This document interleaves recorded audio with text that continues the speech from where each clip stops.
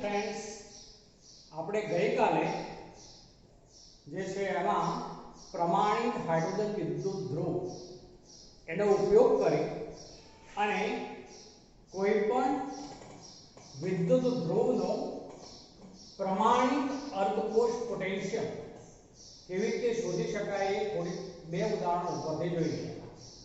મિત્રો એક ખૂબ જ અગત્યની બાબત છે સમજવા માટેની। અહીંયા હું ફરીથી થોડીક બાબત સ્પષ્ટીકરણ કરવા માંગુ છું। તો કાલે આપણે આવું લીધું હતું E of cell બરાબર E RED નો અર્થ થશે reduction of cathode minus E RED of anode.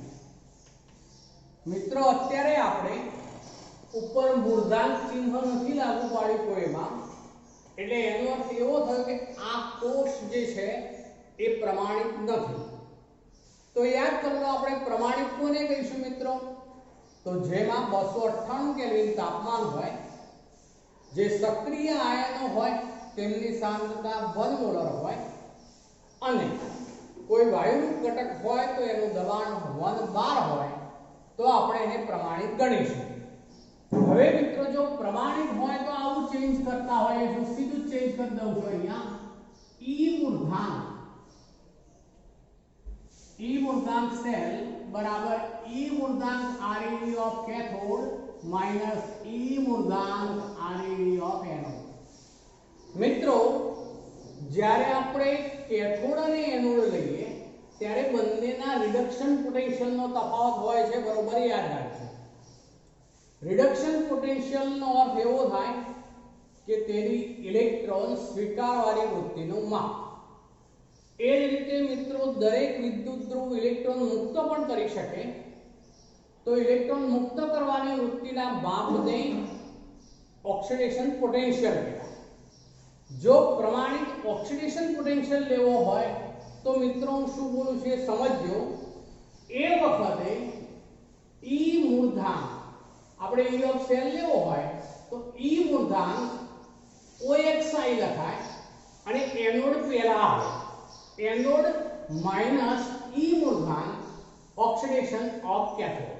મિત્રો ફરીથી એકવાર રિપીટ કરું છું, આ સૂત્ર જે છે આમાં રિડક્શન પોટેન્શિયલ છે બંને રિડક્શન પોટેન્શિયલ હોય ત્યારે કેથોડ માઈનસ એનોડ થાય, પણ જ્યારે બંને ઓક્સિડેશન પોટેન્શિયલ લઈએ આપણે तो ए वखते एनोड पहला आवे, एनोड माइनस कैथोड थाय। जो के मित्रों स्पष्टीकरण कर दઉં છું। હવે ઓક્સિડેશન પોટેન્શિયલ ની મેથડ જે છે જુદી માનવામાં આવે છે, એટલે એના ઉપર જવામાં આવતું નથી, પણ તમને એ બાબત તો બરોબર સ્પષ્ટીકરણથી ખ્યાલ આવવી જોઈએ। આપણે કાલે આ સૂત્રોનો ઉપયોગ કર્યો તો અને એમાં બે બાબતો શોધી કાઢી હતી। જેમ કે એક ઉદાહરણ લીધું હતું આપણે, એમાં ઝિંક વિદ્યુત ધ્રુવને પ્રમાણિત હાઇડ્રોજન વિદ્યુત ધ્રુવ સાથે જોડ્યો હતો, ત્યારે કેથોડ તરીકે કોણ હતું મિત્રો? યાદ કરો તો એ વખતે પ્રમાણિત હાઇડ્રોજન વિદ્યુત ધ્રુવ હતું। તો એ વખતે આવું લખી શકાય ને E મૂર્ધાંક, અહીંયા મિત્રો એનો રિડક્શન પોટેન્શિયલ લેવાનો હોવાની સંજ્ઞા આવી લખીશું H પ્લસ 1/2 H2। આમે લખી દીધું એ પ્રમાણિત विद्युत ध्रुव જે હાઇડ્રોજન વિદ્યુત ધ્રુવ છે એનો રિડક્શન પોટેન્શિયલ લખી દીધો મિત્રો માઈનસ, ચલો પેલામાં શું લખાશે તો E મૂર્ધાંક એ વખતે Zn2 પ્લસ Z, આ એનો રિડક્શન પોટેન્શિયલ લખી દીધો મિત્રો। હવે આપણને ખબર છે કે આ વેલ્યુ તો સંદર્ભ વિદ્યુત ધ્રુવ તરીકે હોવાથી આપણે 0 0 સ્વીકારી લીધી, એટલે अर्थ एवो थाय मित्रों के अहीं पोटेंशियोमीटरनो दर्शक के वोल्टमीटरनो दर्शक जे मूल्य दर्शावशे ए Zn नो प्रमाणित अर्धकोश पोटेंशियल बनशे। फरीथी बोलुं छुं मित्रों, पोटेंशियोमीटरनो दर्शक जे मूल्य दर्शावशे ते Zn नो प्रमाणित अर्धकोश पोटेंशियल बनशे। हवे ए बे टाइपना मूल्यो जे छे आपणे जुदा पाडवा होय तो आવું લખાય મિત્રો E મૂર્ધાંક Zn2 plus Zn એટલે કે એનો રિડક્શન પોટેન્શિયલ લખીએ છીએ મિત્રો, તો એનો રિડક્શન પોટેન્શિયલ છે -0.76 વોલ્ટ. પણ એનો જો ઓક્સિડેશન પોટેન્શિયલ લેવો હોય મિત્રો તો E મૂર્ધાંક પછી લખાય Zn2 પ્લસ, તો એ વેલ્યુ થઈ જશે +0.76 વોલ્ટ. કાલે આપણે જોઈ ગયા છે E0 RED બરાબર -E0 OXI. ફરીથી યાદ કરાવી દઉં છું મિત્રો, કાલે આપણે જોઈ ગયા છે E મૂર્ધાંક RED બરાબર -E મૂર્ધાંક OXI. ચલો એને કારણે બીજું ઉદાહરણ આપણે CU નું લીધું હતું મિત્રો. CU માં વેલ્યુ કેટલી હતી યાદ કરી લો. સીધી લખી દઉં છું અહીંયા હું. તો CU માટે આવું હતું E મૂર્ધાંક Cu2 plus Cu એટલે કે રિડક્શન પોટેન્શિયલ થયો મિત્રો, તો એ 0.34 વોલ્ટ હતો. પણ જ્યારે આપણે એનો ઓક્સિડેશન પોટેન્શિયલ લેવો હોય તો આવું લખાય E મૂર્ધાંક Cu2 plus, તો બરાબર થઈ જશે મિત્રો -0.34 વોલ્ટ. તો આમ દરેક અર્ધકોષ ના બંને ટાઈપના આપણે અર્ધકોષ પોટેન્શિયલ મેળવી શકીએ. ઓક્સિડેશન પોટેન્શિયલ પણ મેળવી શકીએ એટલે કે ઇલેક્ટ્રોન મુક્ત કરવાની વૃત્તિનો માપ, અને રિડક્શન પોટેન્શિયલ પણ મેળવી શકીએ જે ઇલેક્ટ્રોન મેળવવાની વૃત્તિનું માપ ગણાય. હવે આ જે છે એ એક પ્રકારનો EMF કહેવાશે, ઇલેક્ટ્રોમોટિવ ફોર્સ. જ્યારે કોઈ પણ અર્ધકોષ ને પ્રમાણિત હાઇડ્રોજન વિદ્યુત ધ્રુવ સાથે જોડી તેનો અર્ધકોષ પોટેન્શિયલ મેળવવામાં આવે ત્યારે તેને ઇલેક્ટ્રોમોટિવ ફોર્સ એટલે કે EMF કહે છે. મિત્રો આ રીતે પ્રમાણિત હાઇડ્રોજન વિદ્યુત ધ્રુવનો ઉપયોગ કરી અને આપણે બધા જ જે મોટા ભાગના રેડોક્સમાં ભાગ લેતા તત્વો છે તેમના રિડક્શન પોટેન્શિયલ પ્રમાણિત પરિસ્થિતિમાં તેમજ પ્રમાણિત પરિસ્થિતિમાં ઓક્સિડેશન પોટેન્શિયલના મૂલ્યો આપણે મેળવી શકીશું. પણ હવે જે આપણી જે નવી મેથડ છે એ નવી મેથડમાં આપણે રિડક્શન પોટેન્શિયલને મહત્વ આપેલું છે. મિત્રો બરોબર ધ્યાન રાખજો, આપણી નવી મેથડ જે આવી છે એમાં રિડક્શન પોટેન્શિયલને મહત્વ આપેલું છે, અને રિડક્શન પોટેન્શિયલ કે ઓક્સિડેશન પોટેન્શિયલ એવા શબ્દ કાઢી નાખ્યા છે અને કોમન શબ્દ વાપરી દીધો છે પ્રમાણિત અર્ધકોષ પોટેન્શિયલ. એટલે મિત્રો હવે હું ફરીથી રિપીટ કરું છું, બરોબર ધ્યાન રાખજો. જે ઓક્સિડેશન પોટેન્શિયલ કે રિડક્શન પોટેન્શિયલ એવું કહેવાને બદલે હવે સીધા જ ફક્ત જે છે એ આ રીતે પ્રમાણિત અર્ધકોષ પોટેન્શિયલ તરીકે ઓળખાશે. હવે આપણી બુક્સની અંદર જે મિત્રો આપેલું છે એ પ્રમાણિત અર્ધકોષ પોટેન્શિયલના મૂલ્યો જે છે એ ક્રમશઃ ઘટતા જાય. તે રીતે કેટલાક તત્વો જે છે એમની ગોઠવણી કરવામાં આવેલી છે. ફરીથી રિપીટ કરું છું મિત્રો, આપણી બુક્સની અંદર જે છે એ પ્રમાણિત અર્ધકોષ પોટેન્શિયલ એટલે કે પ્રમાણિત રિડક્શન પોટેન્શિયલ ના મૂલ્યો ક્રમશઃ ઘટતા જાય તે રીતે કેટલાક તત્વોને ગોઠવવામાં આવેલા છે જેને EMF શ્રેણી કહે છે. EMF શ્રેણીની વ્યાખ્યા જે છે ફરીથી રિપીટ કરું છું મિત્રો, તો અર્ધકોષ પોટેન્શિયલ પણ પ્રમાણિત અર્ધકોષ પોટેન્શિયલ કૌંસમાં લખીએ આપણે તો પ્રમાણિત અર્ધકોષ રિડક્શન પોટેન્શિયલ ના મૂલ્યો ક્રમશઃ ઘટતા જાય તે રીતે તત્વોને ગોઠવતા બનતી શ્રેણીને EMF શ્રેણી કહે છે. હવે મિત્રો EMF શ્રેણીની અંદર જો આપણે લઈએ તો તમને ખ્યાલ આવવો જોઈએ કે સૌથી પ્રબળ ઓક્સિડેશન કરતા કયા તત્વો હોય છે. હવે ઓક્સિડેશન કરતા એટલે શું? તો તે પોતે ઝડપથી બીજાનું ઓક્સિડેશન કરે. તો એમાં કયા તત્વો આવે મિત્રો? તો જમણી તરફના યાદ કરી લો અધાતુ તત્વો. એ જમણી તરફના અધાતુ તત્વો જે છે એમાં જમણી તરફના અધાતુ તત્વોમાં આપણે વિચારીએ તો એમાં સમૂહ ક્રમ જે છે એ 17, જેમાં હેલોજન તત્વો આવશે.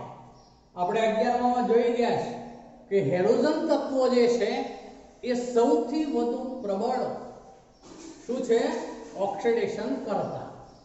હેલોજન તત્વો સૌથી વધુ પ્રબળ ઓક્સિડેશન કરતા માટે આવી શ્રેણીમાં સૌથી ઉપર આવશે મિત્રો એ ફ્લોરિન આવશે. એ ફ્લોરિન જે છે F2 ગેસ એ 2 ઇલેક્ટ્રોન મેળવે એટલે એમાંથી ટ્વાઇસ F માઈનસ બને.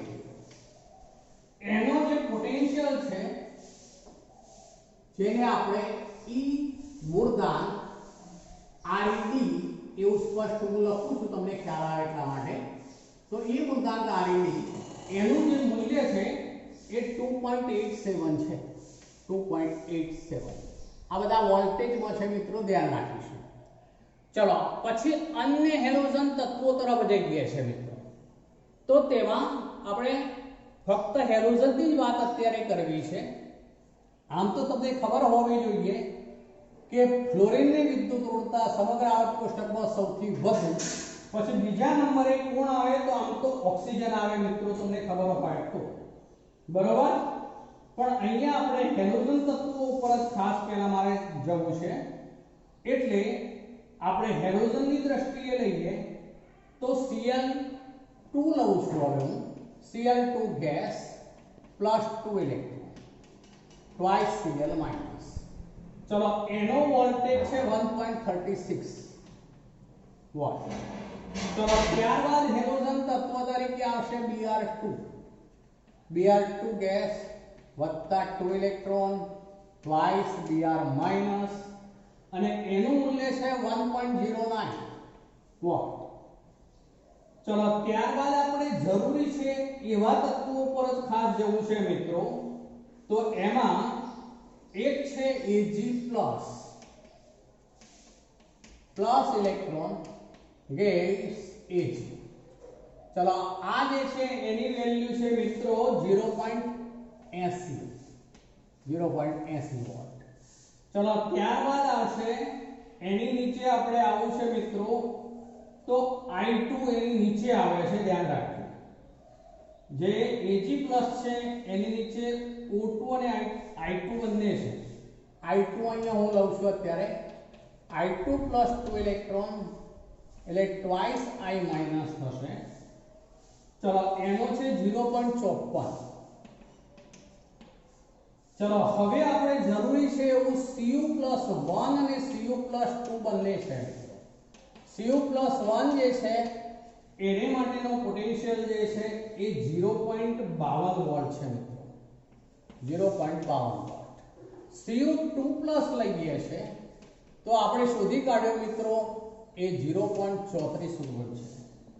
ચલો એની નીચે જઈએ છે આપણે તો જરૂરી છે એવા ઉપર પહેલા જઈએ છે આપણે મિત્રો. તો એમાં 2H+ આ એક મિત્રો ખાસ અગત્યનું છે. 2H+ plus 2 electron gas H2 આનો વોલ્ટેજ 0 ગણાય છે. એથી નીચે છે મિત્રો Pb2+ plus 2 electron gas Pb. ચલો એનો વોલ્ટેજ છે એ માઈનસ છે મિત્રો 0.3. મિત્રો જુઓ અહીંથી ઉપર બધા પ્લસ હતા, હવે આ માઈનસ આવે એટલે અર્થ એવો થયો કે આ ધાતુ તત્વોની શરૂઆત થઈ. એ ધાતુ તત્વો જે છે એમની ઇલેક્ટ્રોન સ્વીકારવાની વૃત્તિ ઓછી હોય એટલા માટે આવું થશે. ચલો Sn2+ પ્લસ 2 ઇલેક્ટ્રોન. ચલો એમાંથી Sn ત્યારની વેલ્યુ છે -0.14. ત્યારબાદ છે Ni2+ પ્લસ 2 ઇલેક્ટ્રોન. ચલો એ વખતે Ni એ વખતે વેલ્યુ છે મિત્રો નિકલ માટે -0.25 વોલ્ટ. ચલો પછી છે Fe2+ +2 ઇલેક્ટ્રોન Fe, એની વેલ્યુ છે મિત્રો -0.44 વોલ્ટ. ચલો Cr છે પછી 3+ +3 ઇલેક્ટ્રોન. તો એમાંથી Cr, ચલો એ વખતે એની વેલ્યુ છે મિત્રો -0.74 વોલ્ટ. પછી છે Zn, અગત્યનું બીજું એક Zn2+ +2 ઇલેક્ટ્રોન Zn, એની વેલ્યુ છે -0.76 વોલ્ટ. ચલો ત્યારબાદ છે મિત્રો Al3+ +3 ઇલેક્ટ્રોન gives Al, એની વેલ્યુ છે -1.66 વોલ્ટ. ચલો ત્યારબાદ છે બીજું એક જરૂરી હોય એવું Mg2+ +2 ઇલેક્ટ્રોન Mg, એની વેલ્યુ છે -2.36 વોલ્ટ. પછી છે Na+ +2 ઇલેક્ટ્રોન gives Na, ચલો એની વેલ્યુ છે -2.71 વોલ્ટ. ચલો પછી છે Ca2+ +2 ઇલેક્ટ્રોન gives Ca, એની વેલ્યુ છે મિત્રો -2.87 વોલ્ટ. પછી છે K+ ઇલેક્ટ્રોન gives K, ચલો એની વેલ્યુ છે મિત્રો -2.93 વોલ્ટ. અને છેલ્લે કયું તત્વ આવે મિત્રો યાદ કરો તો lithium. Lithium plus electron lithium, એનો છે -3.05. મિત્રો યાદ કરી લો, જે આલ્કલી ધાતુ તત્વો હોય કે આલ્કલાઇન અર્ધ ધાતુ તત્વો હોય, એટલે કે પ્રથમ સમૂહ છે, બીજો સમૂહ છે, આવા સમૂહોના જે તત્વો હોય તે બધા જ શું ગણાય યાદ કરી લો. તેઓ બધા જ એમના ધન આયનો છે, અહીંયા મિત્રો મેં લીધા છે, તેઓ ઇલેક્ટ્રોન આપવા તૈયાર હોય, ઝડપથી ઇલેક્ટ્રોન આપી દે અને બીજાનું શું કરતે ઝડપથી રિડક્શન માટે એ બધા શું કહેવાય તો પ્રબળ રિડક્શન કરતા. તો અર્થ એવો થયો મિત્રો, આ મેં એક EMF શ્રેણી બનાવી છે, બરોબર. જુઓ EMF શ્રેણી છે, થોડું સ્પષ્ટીકરણ કરી દઉં. આખી શ્રેણી તમને નહીં આવડે તો વાંધો નથી, પણ એનો ક્રમ જે છે યાદ રાખવા ટ્રાય કરીશું. આપણે આ વેલ્યુ યાદ રાખવાની જરૂર નથી. પરીક્ષાની અંદર આની પર આધારિત પ્રશ્નો પૂછાય છે, આ સ્પષ્ટીકરણ કરી દઉં છું.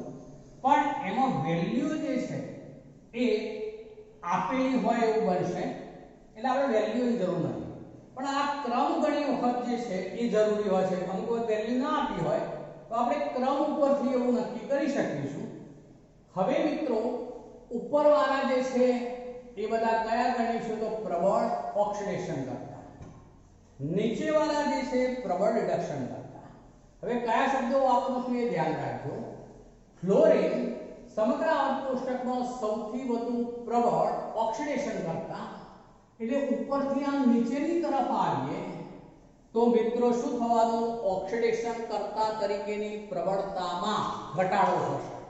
ફરીથી બોલું છું, આ પ્રબળ ઓક્સિડેશન કરતા જેમ જેમ નીચે આવીએ એમ ઓક્સિડેશન કરતા તરીકેની પ્રબળતા ઘટતી જાય, એટલે આ ગણાય નિર્બળ ઓક્સિડેશન કરતા.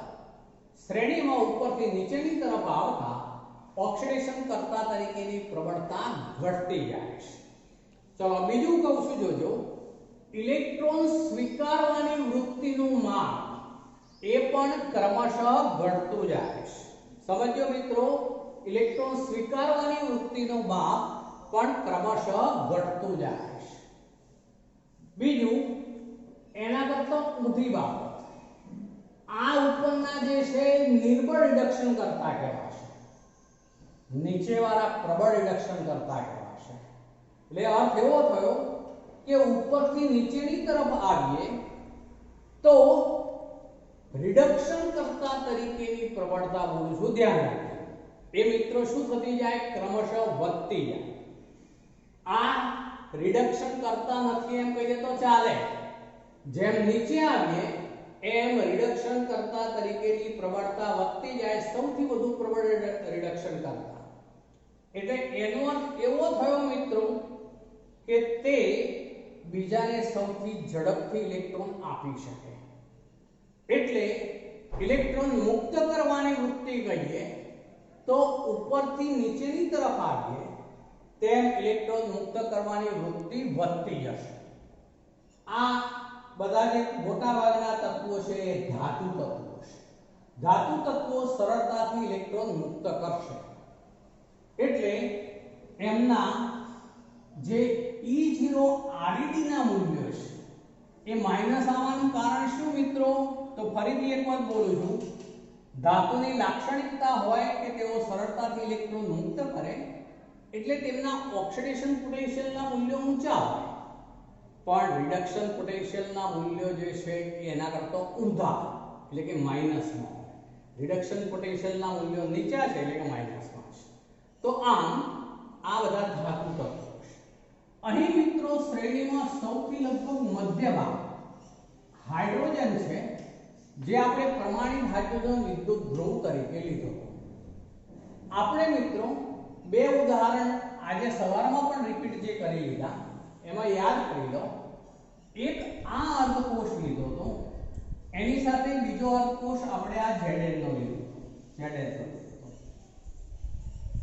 હવે યાદ કરી લો, સવારે જે બનાવ્યા એમાં એનોડ કોણ હતો? તો ઝિંક, Zn એનોડ હતો અને જે હાઇડ્રોજન વિદ્યુત ધ્રુવ હતો એ કેથોડ હતો મિત્રો।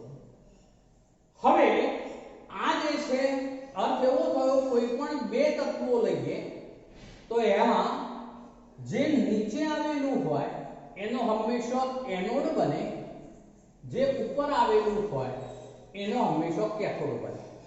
કોઈ પણ બે તત્વો લઈએ, ગમે ત્યાંથી ઉઠાવીએ, માનો કે હું Zn ને Fe લઉં છું તો મિત્રો જો વેલ્યુ પરથી એ ખબર પડી જાય કે Zn જે છે એ એનોડ બનશે જ્યારે Fe જે છે કેથોડ બનશે।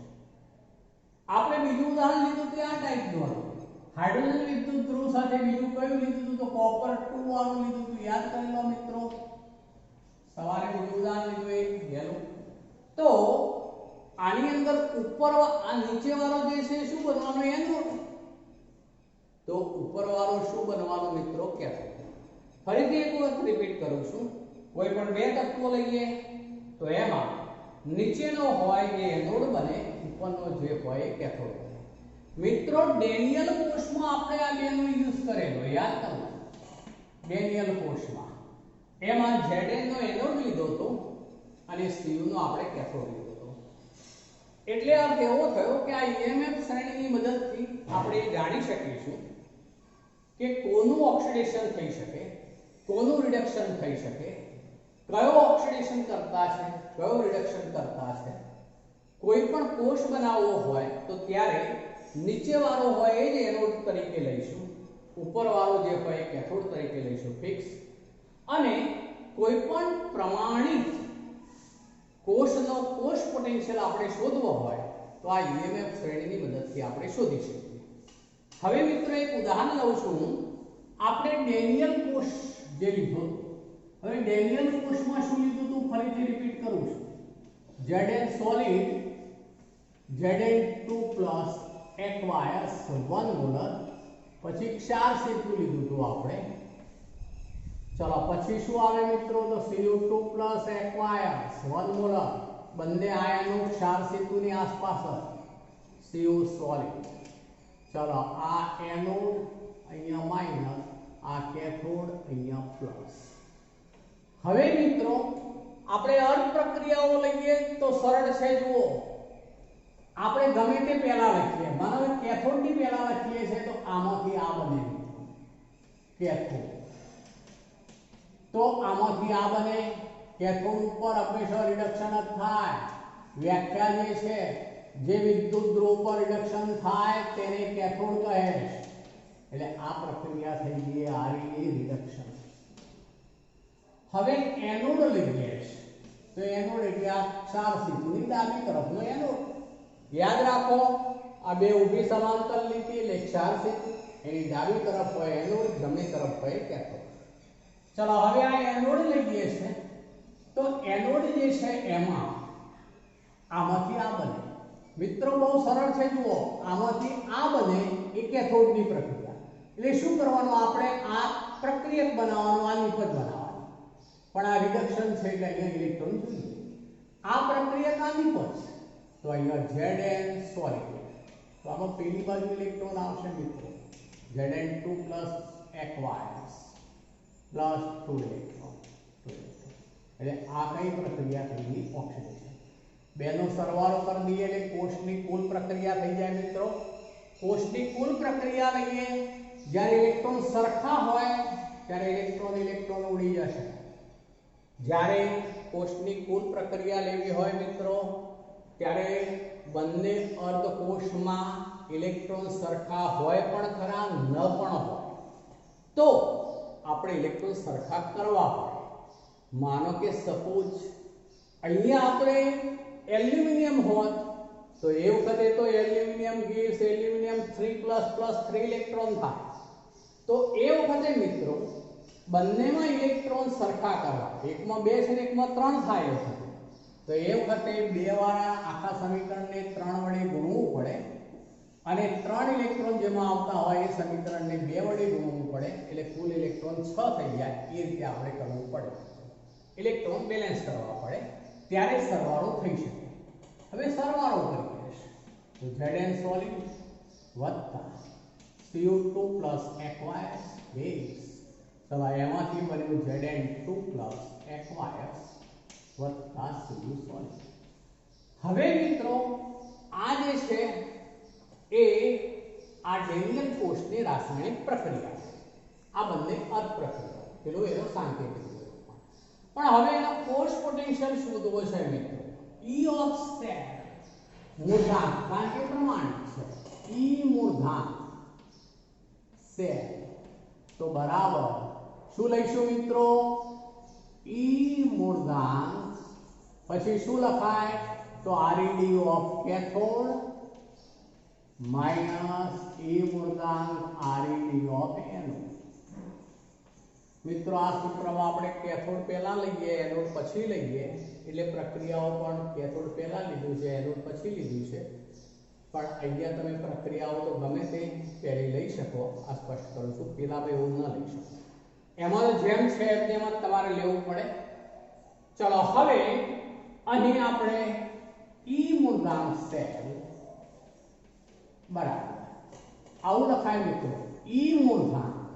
ચલો ReD ઓફ કેથોડ છે, પણ કેથોડ તરીકે શું છે, તો Cu2 Cu, એટલે સિમ્બોલ લખું છું મિત્રો reduction potential, Cu2 Cu minus E મૂળાંક. ચલો અહીંયા શું લખીશું મિત્રો, તો Zn2 Zn, બંનેના રિડક્શન પોટેન્શિયલનો તફાવત લેવો પડે. ચલો અહીંયા આપણને આ રિડક્શન પોટેન્શિયલના મૂલ્યો આપેલા છે, તો આપણે કિંમતો મૂકી દઈએ મિત્રો EMF શ્રેણી ઉપરથી. તો જો Cu2 મને Cu માટે કેટલી વેલ્યુ છે, તો 0.34 વોલ્ટ, તો એ વેલ્યુ અહીંયા હું મૂકી દઉં છું 0.34 માઈનસ. તો Zn અને એના માટે કેટલી છે, તો આ માઈનસ 0.76 વોલ્ટ છે મિત્રો, બરોબર સમજો. જુઓ અહીંયા આ માઈનસ 0.76 વોલ્ટ, એટલે આ તો આ માઈનસ ચિહ્ન આવ્યું.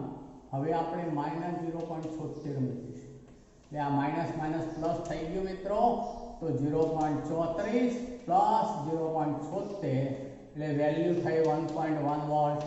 યાદ કરી લો મિત્રો, આપણે ચેપ્ટરની શરૂઆત જ જે કરી હતી ડેનિયલ કોષની કરી હતી, એ વખતે આપણે વોલ્ટેજ દર્શાવ્યો તો 1.1 વોલ્ટ.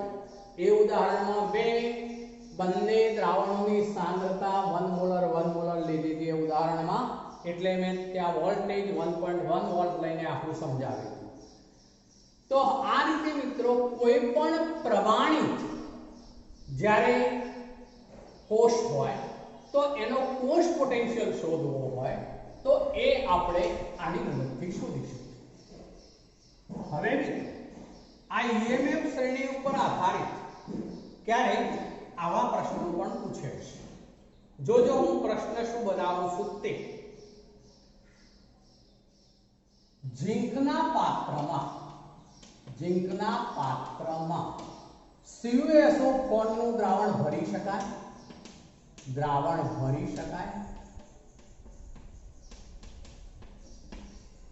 હવે અહીં મિત્રો ઝીંકનું પાત્ર છે એટલે હું શું કરું છું જુઓ, આપણે Zn સોલિડ લખી દઉં છું.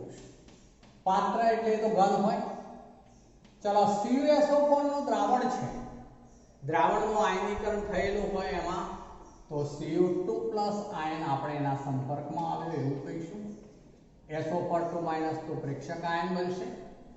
હવે આમાંથી Zn માંથી Zn2+ બને અને વત્તા Cu સોલિડ બને. મેં આ પ્રક્રિયા લખી દીધી.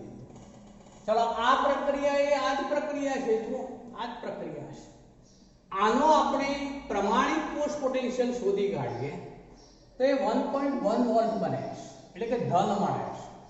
માટે આ પ્રક્રિયા થશે. એટલે એનો અર્થ એવો થયો કે ઝીંકના પાત્રમાં જો આપણે કોપર સલ્ફેટનું દ્રાવણ ભર્યું હોય તો મિત્રો ધીમે ધીમે ઝીંકનું પાત્ર ઓગળતું જશે. એનોડ તરીકે ઝીંકનું પાત્ર જે છે વર્તે, એનોડ હંમેશા ઓગળે, માટે ધીમે ધીમે પાત્ર ઓગળતું જશે અને માટે આ ઝીંકનું પાત્ર જે છે ખવાતું જશે અને માટે ઝીંકના પાત્રમાં CuSO4 નું દ્રાવણ ભરવું જોઈએ નહીં. આ મિત્ર એક સરળ બાબત કહી. ચલો બીજું હું લઉં છું એ જોજો, સમજજો. હવે એમાં આવું લઉં છું, તાંબાના પાત્રમાં ઝીંક સલ્ફેટનું દ્રાવણ ભરી શકાય?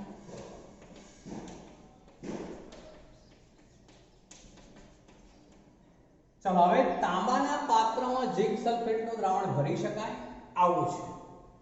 હવે મિત્રો આના અનુસંધાનમાં હું સમીકરણ બનાવું તો આવું થઈ જાય. તાંબાનું પાત્ર લઉં હું તો Cu સોલિડ કહેવાય, એમાં ઝીંક સલ્ફેટનું દ્રાવણ એટલે Zn2+ aqueous કહેવાશે.